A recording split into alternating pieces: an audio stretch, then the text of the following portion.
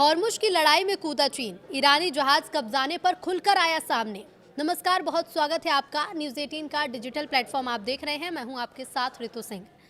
Iran America युद्ध को सुलझाने के लिए एक तरफ तो इस्लामाबाद में बातचीत की मेज सज रही है, तो दूसरी तरफ ईरान की पुष्टि है कि अमेरिका ने उसके एक व्यापारिक जहाज टॉस्का को अपने कब्जे में ले लिया है।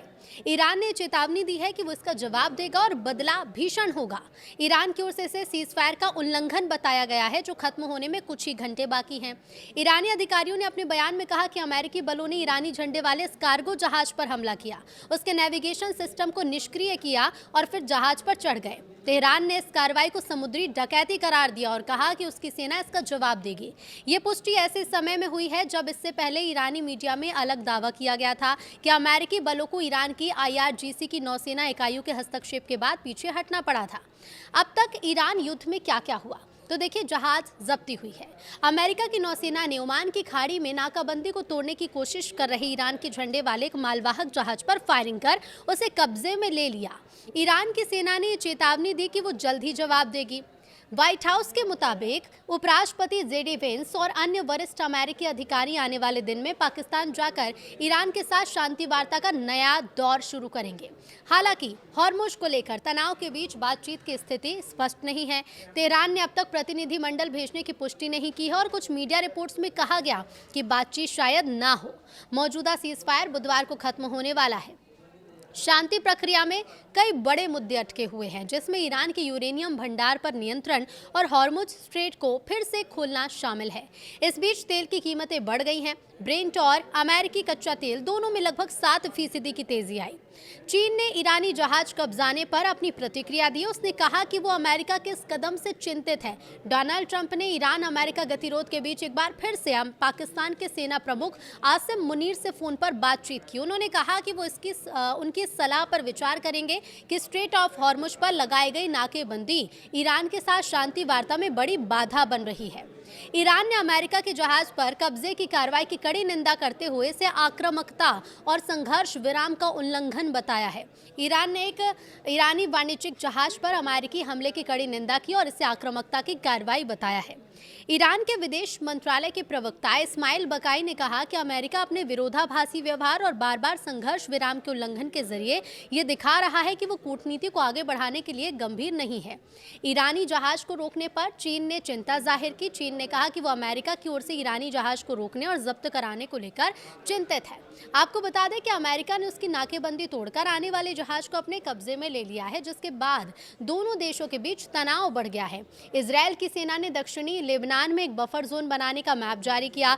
इस नक्शे में लेबनानी इलाके के अंदर कई किलोमीटर तक फैला एक बड़ा इलाका दिखाया गया, जो लेबनान के भूमध्य सागरीय पानी से लेकर सीरियाई बॉर्डर के पास माउंट हरमोन इलाके तक एक लंबी पट्टी की तरह फैला हुआ है। पीले रंग से दिखाए गए इस बफर जोन को लेकर इजरायल का दावा है कि वो यहां से अपने सैनिकों को वापस नहीं बुलाएगा। इजरायल इसकी तुलना गाजा से कर रहा है और उसका ये कहना है कि वो यहां हिजबुल्लाह के सदस्य माने जाने वाले किसी भी शख्स को मार डालेगा। आपको बता दें कि अमेरिका ने उसकी नाकेबंदी तोड़कर आने वाले जहाज को अपने कब्जे में ले लिया है, जिसके बाद दोनों देशों के बीच तनाव बढ़ गया है। इजरायल की सेना ने दक्षिणी लेबनान में एक बफर जोन बनाने का मैप जारी किया। इस नक्शे में लेबनानी इलाके के अंदर कई किलोमीटर तक फैला एक बड़ा इलाका दिखाया गया, जो लेबनान के भूमध्य सागरीय पानी से लेकर सीरियाई बॉर्डर के पास माउंट हरमोन इलाके तक एक लंबी पट्टी की तरह फैला हुआ है। पीले रंग से दिखाए गए इस बफर जोन को लेकर इजरायल का दावा है कि वो यहां से अपने सैनिकों को वापस नहीं बुलाएगा। इजरायल इसकी तुलना गाजा से कर रहा है और उसका ये कहना है कि वो यहां हिजबुल्लाह के सदस्य माने जाने वाले किसी भी शख्स को मार डालेगा। एक रिपोर्ट के मुताबिक फ्रांस की शिपिंग कंपनी CMA CGM ने रविवार को ये पुष्टि की कि शनिवार को स्ट्रेट ऑफ हॉर्मुज में जिस जहाज पर गोलीबारी हुई वो उसके बेड़े का हिस्सा था। कंपनी ने इसे चेतावनी के तौर पर चलाई गई गोलियां बताया और कहा कि जहाज का पूरा चालक दल सुरक्षित है। तो वहीं डोनाल्ड ट्रंप ने सोशल मीडिया पर लिखा कि ईरान ने हॉर्मुज स्ट्रेट में फायरिंग कर सीज फायर का उल्लंघन किया है। उन्होंने ये भी कहा कि इस घटना में एक फ्रांसीसी और एक ब्रिटिश जहाज भी निशाने पर थे। इधर रूस में ईरान के राजदूत काजेम जलाली की ओर से उन रिपोर्ट्स को खारिज कर दिया गया है जिसमें कहा गया था कि रूस ने ईरान को खुफिया जानकारी दी। उन्होंने साफ तौर पर कहा कि ऐसी खबरें सही नहीं हैं, इनमें कोई सच्चाई नहीं है। ईरान के एक वरिष्ठ सांसद ने कहा कि ईरान अब भी अमेरिका के साथ बातचीत को लेकर अपनी शर्तों पर अडिग है। उन्होंने साफ तौर पर कहा कि जब तक लेबनान में पूरी तरह युद्ध विराम लागू नहीं होता और ईरान के विदेशों में जमी संपत्ति वापस नहीं मिलती, तब तक अमेरिका के साथ कोई बातचीत शुरू नहीं होगी। उनका कहना है कि ये दोनों शर्तें पूरी होना बहुत जरूरी है, तभी आगे बातचीत की संभावना बनेगी। अमेरिका ने बताया है कि करीब 6 घंटे तक लगातार ईरानी कार्गो शिप को चेतावनी दी गई, लेकिन जहाज ने कोई जवाब नहीं दिया। बस यहीं से हालात बिगड़े और हुआ कांड। ईरानी शिप ने जब वार्निंग को नजरअंदाज किया तो अमेरिकी नौसेना ने पहले जहाज के इंजन रूम को खाली करने के आदेश दिए, फिर उस पर फायरिंग कर दी। 5 इंच की ताकतवर तोप से दागे गए गोले सीधे जहाज के इंजन वाले हिस्से पर लगे, जिससे उनकी रफ्तार पूरी तरह से थम गई।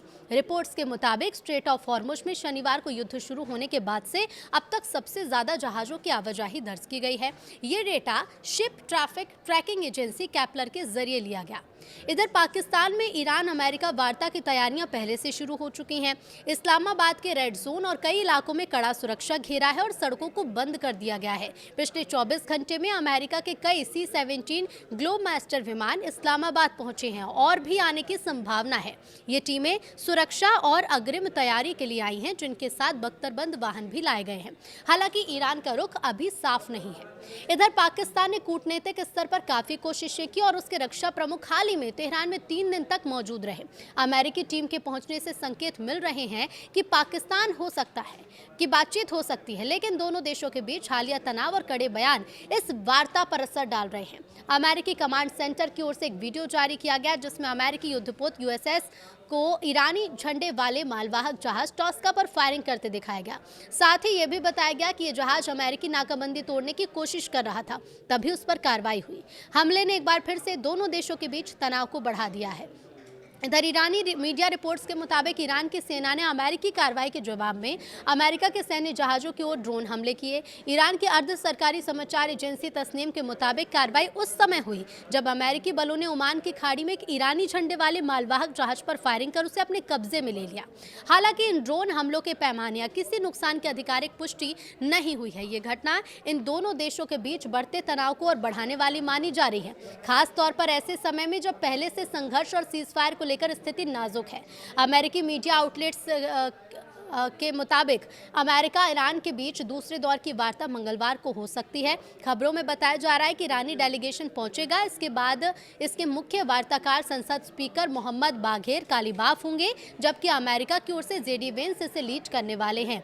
ईरानी जहाज टॉस्का पर अमेरिकी कार्रवाई की वैधता उसके सटीक स्थान पर डिपेंड करती है। उनके मुताबिक घटना गल्फ ऑफ ओमान में हुई, जो हॉर्मुज या फारस की खाड़ी के भीतर नहीं आता। इसलिए जानना भी जरूरी है कि जहाज ईरान के तट के कितने करीब था और क्या वो ईरान के क्षेत्रीय जल में था भी या नहीं। ऐसे में कहा जा रहा है कि अगर जहाज ईरानी सीमा के भीतर था तो कार्रवाई अंतर्राष्ट्रीय कानून के तहत विवादित हो सकती है।